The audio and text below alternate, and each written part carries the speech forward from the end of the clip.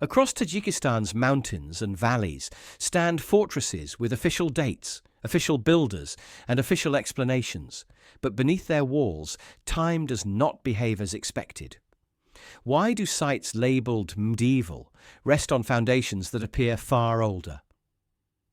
Why do strategic locations show centuries of use without clear beginnings? Why do fortresses emerge fully formed, as if their earlier phases were erased? And if these places were rebuilt again and again, what came before the first walls we recognise? Who chose these sites? And how long had they already mattered before history began writing things down? Hisor Fortress. The hill rising above the Hisor Valley appears unassuming at a distance, its slopes softened by erosion and cultivation. Yet, at its crest, the remains known today as Hisor Fortress quietly anchor a landscape that has absorbed thousands of years of human movement, conflict, and continuity. And it is this stillness that first draws attention to the anomaly beneath the surface, because although the visible gateway and flanking walls largely reflect reconstruction based on late medieval descriptions, the ground itself tells a longer story, one that does not unfold neatly according to dynastic timelines or written chronicles. Archaeological work in the surrounding area has revealed occupation layers stretching back at least 2.5 millennia, with ceramics, tools, and fortification traces, indicating that this elevated position was already integrated into organized settlement networks during the Achaemenid era, when the region formed part of a vast imperial system connecting Central Asia to Iran and Mesopotamia. Yet, even this attribution feels provisional, because the density of material beneath the fortress suggests repeated habitation cycles that precede the administrative clarity of empire, hinting at an earlier phase in which the hill functioned not as a named stronghold, but as a natural node of control over water, arable land, and transit routes. The Hisor Valley itself offers few surprises in this regard, opening westward toward the lowlands while funneling movement east into the mountains. A geography that would have favoured early enclosure and defensive oversight, long before stone walls formalised the idea of a fortress. And it is within this setting that the first subtle tension emerges between what is seen and what is inferred, because the fortress is traditionally described as a medieval citadel, rebuilt and reoccupied by successive rulers. Yet the persistence of the site suggests that later builders were not selecting a location arbitrarily, but inheriting one already embedded with strategic and perhaps symbolic importance. Excavations around the hill have uncovered evidence of continuous settlement from the Bronze Age onward, including hearths, storage pits, and domestic remains that imply a stable community rather than a transient outpost. And while these findings are often treated as background context rather than central to the fortress narrative, they raise questions about when the boundary between village and fortified centre was first crossed here, and whether the earliest defensive structures were ever monumental enough to leave a clear archaeological signature. As layers accumulate, the record becomes uneven, with periods of intense construction followed by phases of apparent abandonment or light use. A rhythm that aligns imperfectly with known historical disruptions, such as invasions, climate shifts, or political fragmentation, suggesting that the hill's role may have shifted gradually rather than catastrophically, adapting to changing social structures while retaining its geographic relevance. By the time Hellenistic influence reached the region following Alexander's campaigns, the area around Hisor was already deeply integrated into long-distance exchange networks, yet the archaeological footprint of this era is fragmentary, consisting of scattered artifacts rather than a clearly defined architectural phase, as though the site absorbed external influence without fully reshaping itself, a pattern that continues into the Kushan and early Islamic periods, where material culture reflects participation in broader cultural systems, while the physical form of the fortress remains elusive. What survives today, particularly the monumental gate reconstructed in the 20th century, creates the impression of a definitive structure tied to a specific era, But beneath it, the stratigraphy resists such clarity, revealing walls built atop walls, foundations truncated by later trenches, and construction materials reused across centuries, blurring distinctions between origin and renovation. This layering complicates efforts to assign a precise moment of foundation, because each phase appears to rely on the remnants of the previous one, suggesting that the idea of fortifying this hill may predate the technologies and political organizations usually associated with fortress construction. Some researchers have noted that the earliest defensive elements at Hisor may have consisted of earthen embankments reinforced with timber, a form of fortification that leaves limited traces once eroded, which could explain the apparent gap between early occupation and later monumental architecture. But this explanation also implies that a long developmental phase is missing from the narrative, one in which defensive. Planning existed without leaving durable markers. The absence of inscriptions or definitive architectural signatures from these early phases further deepens the uncertainty, leaving interpretation to rest on spatial logic and comparative analysis rather than direct evidence. And it is here that the time gap becomes most apparent, not as a single missing date, but as an extended interval during which the site was clearly important, yet archaeologically understated. Medieval sources describe Hisor as a significant administrative and military centre, and its repeated destruction by earthquakes and warfare, followed by reconstruction, reinforces the idea of resilience. But these accounts begin long after the hill's strategic value was established, effectively compressing centuries of earlier use into a vague prehistory that receives little attention beyond cursory acknowledgement. Even modern reconstruction, intended to visualize the fortress for contemporary audiences, inadvertently reinforces this compression by privileging the most visually coherent phase, while smoothing over the complexity beneath, turning a multi-layered palimpsest into a seemingly singular monument.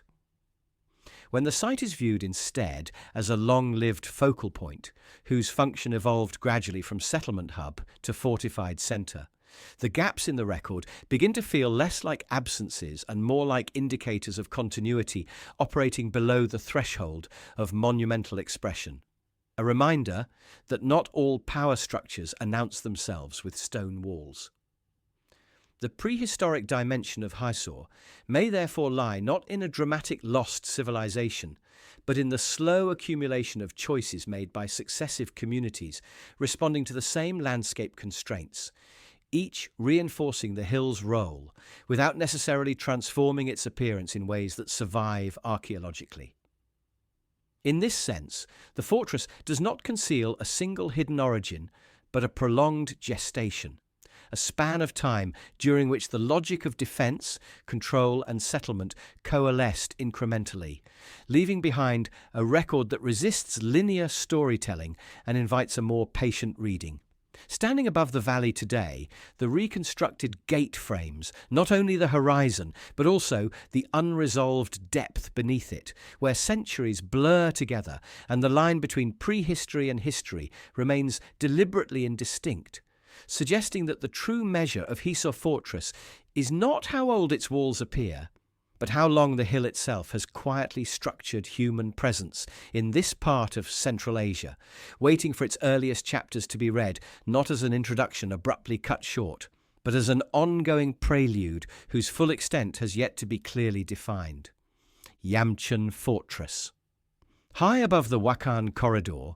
where the mountains of the Pamirs narrow human movement into a thin ribbon of river, pasture and sky, the remains known as Yamchun Fortress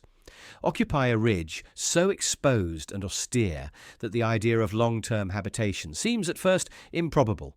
Yet it is precisely this improbability that draws attention to the depth of time embedded in the site, because the fortress does not merely overlook the corridor, but appears to grow out of it,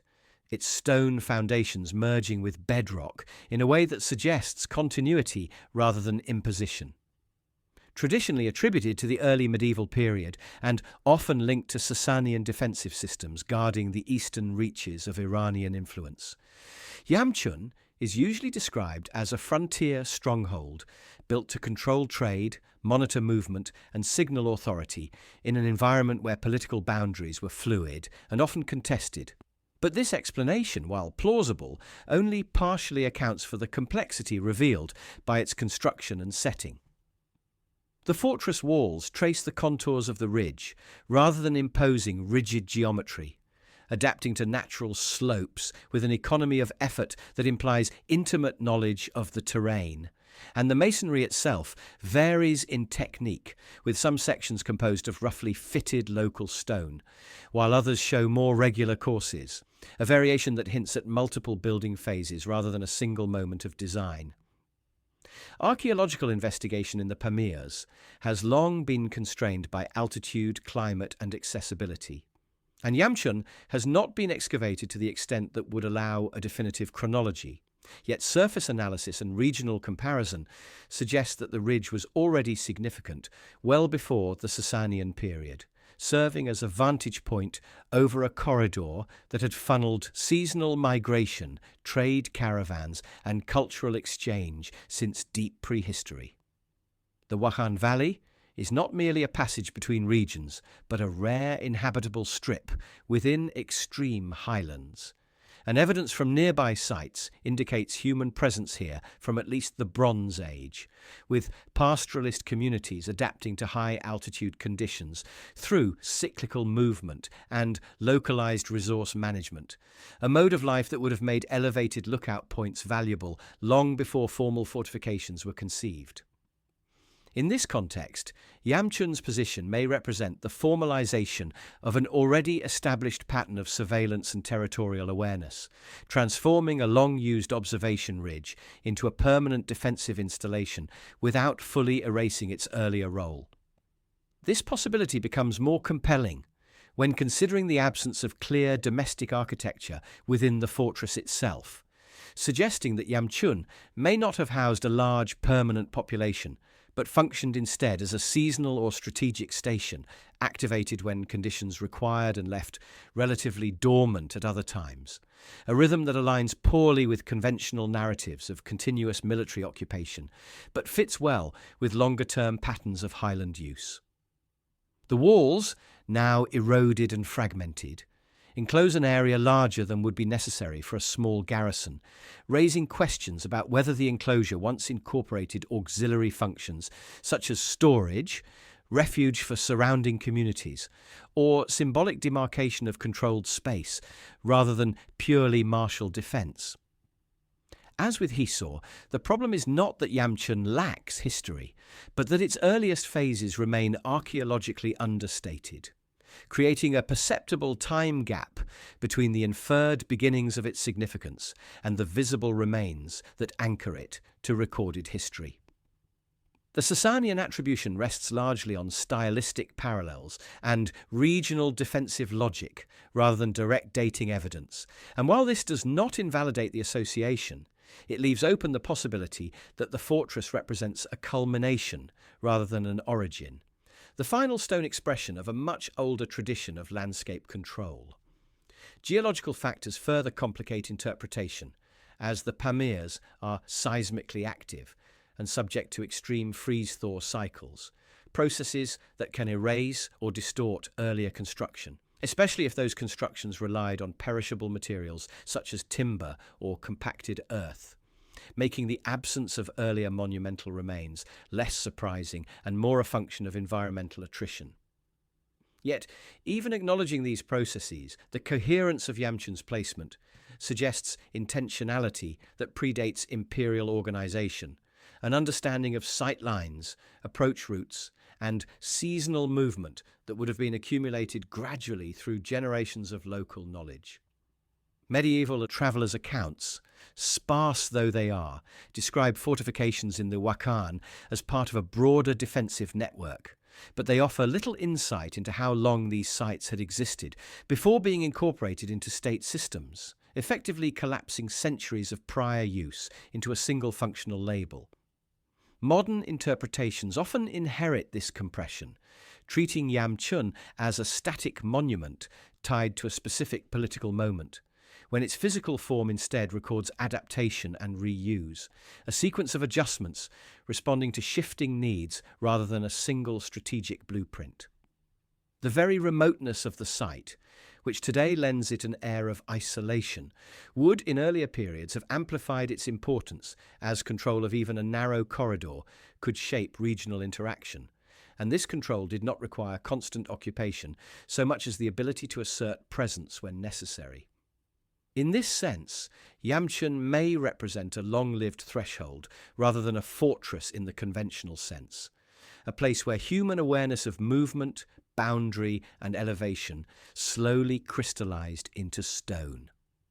The prehistoric dimension here lies not in hidden chambers or lost civilizations, but in the continuity of perception, the recognition that this ridge mattered long before walls defined it, and that its fortification was the end point of a process rather than its beginning.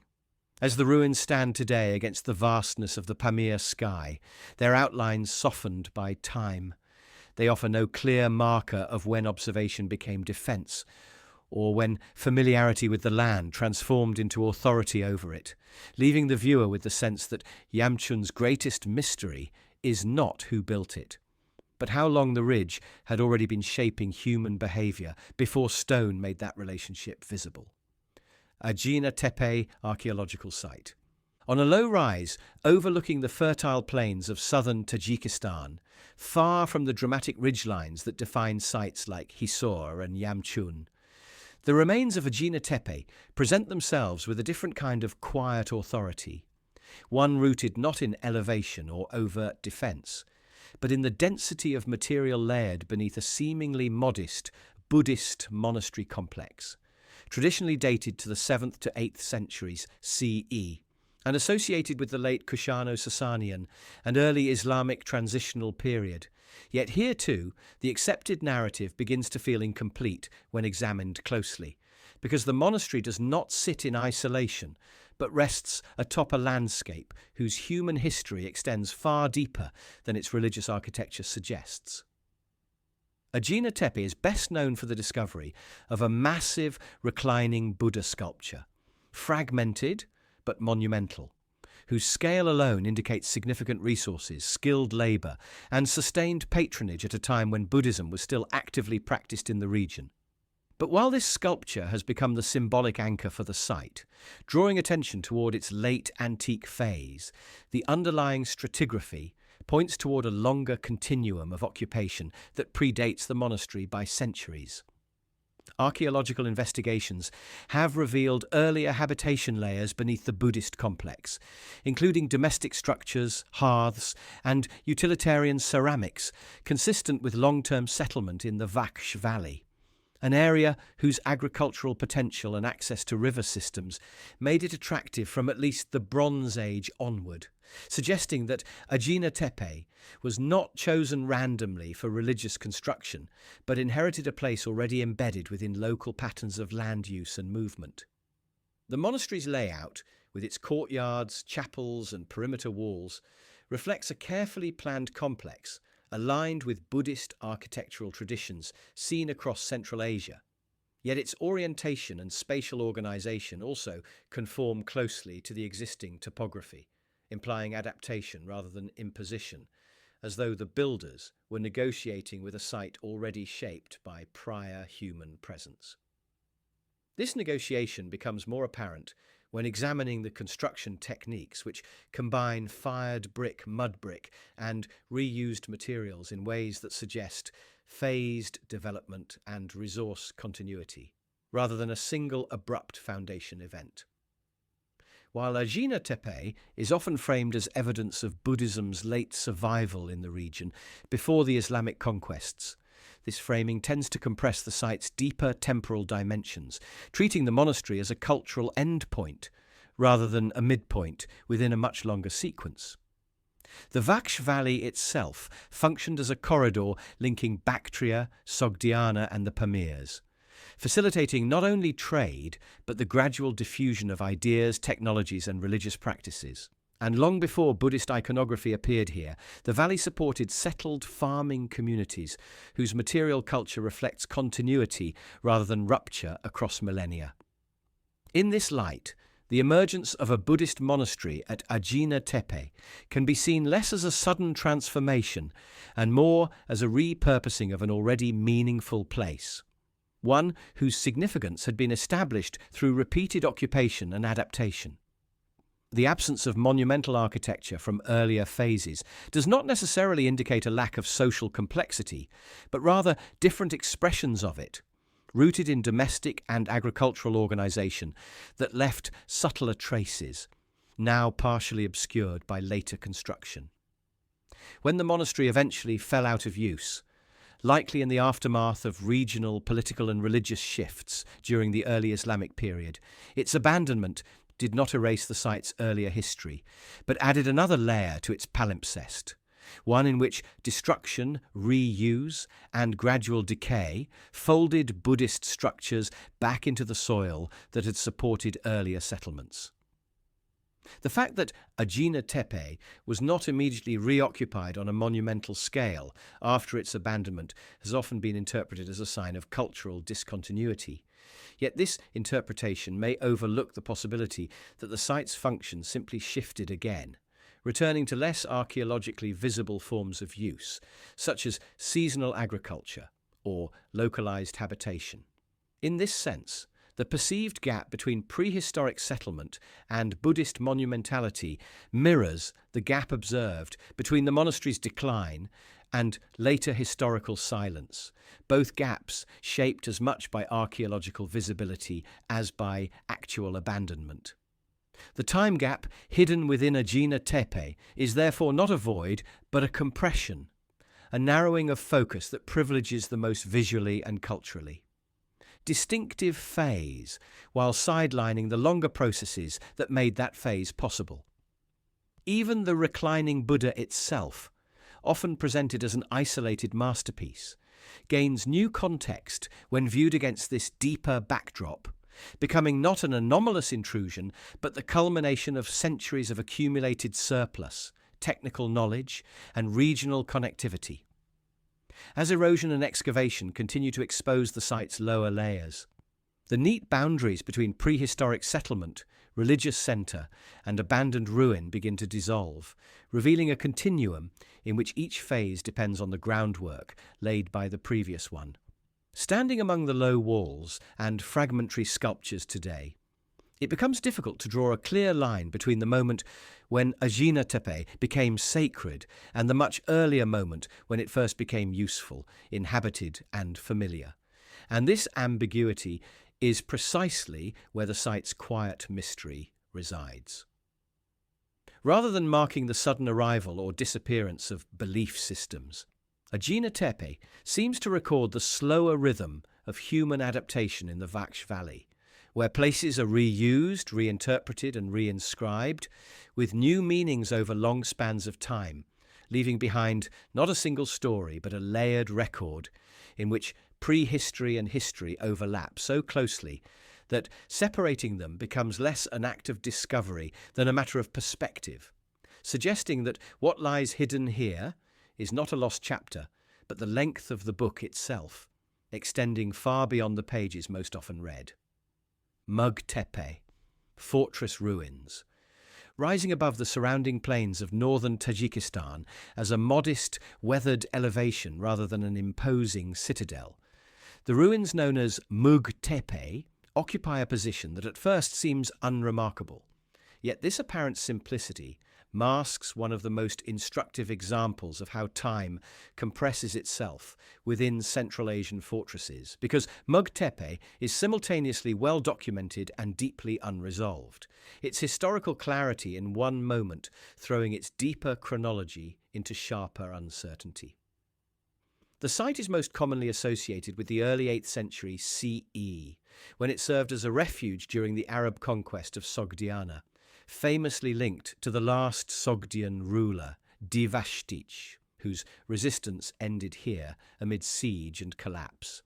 And this dramatic episode, preserved through written sources and reinforced by archaeological finds such as documents, weapons, and domestic objects, has come to dominate the narrative of the site. Yet Mugteepe did not rise suddenly in response to invasion, nor was it conceived as an emergency fortress built from nothing. Rather, its ability to function as a defensive refuge depended on a much longer sequence of occupation, planning, and landscape familiarity that predates its final historical role by centuries. Archaeological investigations reveal that Mugteepe was fortified well before the 8th century, with earlier construction phases incorporating mud brick walls, terraces, and structural foundations that indicate a settlement of enduring importance rather than a temporary stronghold. And the hill itself appears to have been shaped and reshaped repeatedly, its slopes cut, levelled and reinforced in ways that suggest long-term investment rather than reactive improvisation. The surrounding Zeravshan Valley was one of the most densely populated and economically active regions of ancient Central Asia, supporting irrigated agriculture, trade networks, and urban centres from at least the first millennium BCE. And within this context, Mugteepe's elevation would have offered both oversight and symbolic presence, marking authority in a landscape already thick with human activity. Long before the Sogdian documents were hidden within its walls, the hill likely functioned as a local administrative or defensive node, perhaps subordinate to larger urban centres, but essential in maintaining control over nearby routes and resources, a role that would have evolved gradually as political structures shifted, without necessarily erasing earlier forms of use. The material record supports this continuity, as ceramics and construction techniques beneath the well-dated Sogdian layers point toward occupation extending back into antiquity, though these earlier phases are often summarized rather than explored in detail, overshadowed by the clarity of the site's final act. This imbalance creates a subtle distortion,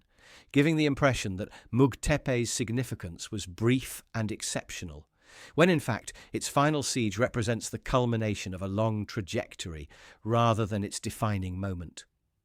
The fortress layout itself reinforces this interpretation, as its defences are adapted to the contours of the hill rather than imposed through rigid geometry, a sign that builders were working within an inherited framework shaped by earlier modifications, and that each new phase was constrained by what already existed. The reuse of materials is particularly telling, with mud brick walls rebuilt atop earlier foundations, and domestic spaces repurposed as storage or defensive zones, indicating a fluid boundary between civilian and military functions that likely existed long before the site became a last refuge. Even the famous archive discovered at Mugteepe, while invaluable for understanding Sogdian administration, offers indirect evidence of this deeper continuity, because the very existence of written documents stored and protected here implies an established bureaucratic tradition rooted in a stable settlement history, not an ad hoc stronghold assembled under duress. Environmental factors also play a role in obscuring the earliest phases, as erosion, agriculture, and later activity have truncated lower layers, selectively preserving the most recent occupation, while thinning the deeper record, creating the illusion of a sharp beginning where none may have existed. When Mugteepe is viewed through this longer lens, the site's dramatic end becomes less an abrupt rupture, and more a moment of visibility, a point at which accumulated structures, practices, and spatial choices were briefly illuminated by historical circumstance before slipping back into relative obscurity.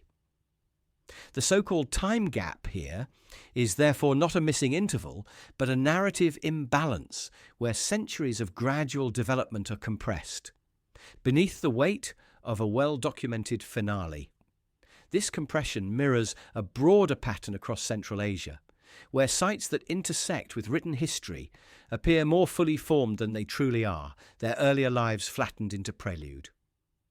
At Mugteepe, the hill itself resists this flattening, retaining traces of successive reshaping that testify to long familiarity with the terrain, an intimacy that cannot be produced quickly or under emergency conditions alone. The fortress's final destruction did not erase this deeper past, but sealed it, burying earlier layers beneath collapse and abandonment, allowing them to persist silently until excavation reopened the sequence. Standing at the site today, with only low walls and earthworks interrupting the horizon, it becomes clear that Mugteepe's importance lies not only in what happened there at the end of Sogdian independence, but in how that moment depended on generations of prior occupation, planning, and adaptation that remain only partially visible. The prehistoric dimension of Mugteepe does not announce itself through monumental remains or dramatic artifacts, but through the continuity of place. The repeated decision to invest labour in the same hill across centuries, suggesting that long before history recorded its final stand, the site had already fulfilled its purpose many times over, shaping and being shaped by human presence in ways that defy simple chronological boundaries, and leave the impression that what is hidden here is not an unknown beginning, but the sheer length of time required to make such an ending possible. Hullbrook Fortress Ruins. Set within the rolling foothills of southern Tajikistan, where the mountains soften into arable land and long river valleys encourage continuity rather than isolation, the remains of Hullbrook Fortress present a final and quietly revealing chapter in the sequence of sites that trace Tajikistan's hidden time gap. Because here, the visibility of medieval sophistication sits uneasily atop a foundation whose deeper origins remain only partially resolved. Hullbrook is most often described as a medieval city and fortress complex, flourishing between the 9th and 12th centuries as a regional capital under the Samanids and their successors, and the archaeological record from this period is unusually rich by Central Asian standards, including palace architecture, defensive walls, workshops, water systems, decorative ceramics, and evidence of specialized crafts, all of which point to an urban center integrated into broader political and economic networks. Yet this clarity, like that at Mugteepe, creates a distortion, because the apparent suddenness with which Hullbrook emerges in the historical record obscures the likelihood that its rise depended on a much longer prehistory of settlement, land management, and strategic positioning that did not begin with medieval state formation. The site occupies a gently elevated zone overlooking fertile plains and access routes that link the Vaksh and Panj river systems, a location whose advantages would have been evident long before fortification walls formalized control, and survey work in the surrounding area has identified traces of habitation extending back into antiquity, including ceramics and domestic remains consistent with long-term rural settlement from at least the early 1st millennium BCE. These findings suggest that Hullbrook was not founded ex nihilo as a medieval capital, but rather developed from an already inhabited landscape where patterns of agriculture, movement, and resource use had been established over many generations. The medieval builders of Hullbrook appear to have capitalized on this inherited framework, expanding and formalizing an existing settlement into an administrative center whose architecture reflects both local traditions and influences from the wider Islamic world. Yet even as stone and fired brick replaced earlier materials, the spatial logic of the site remained closely tied to the terrain, indicating continuity rather than rupture.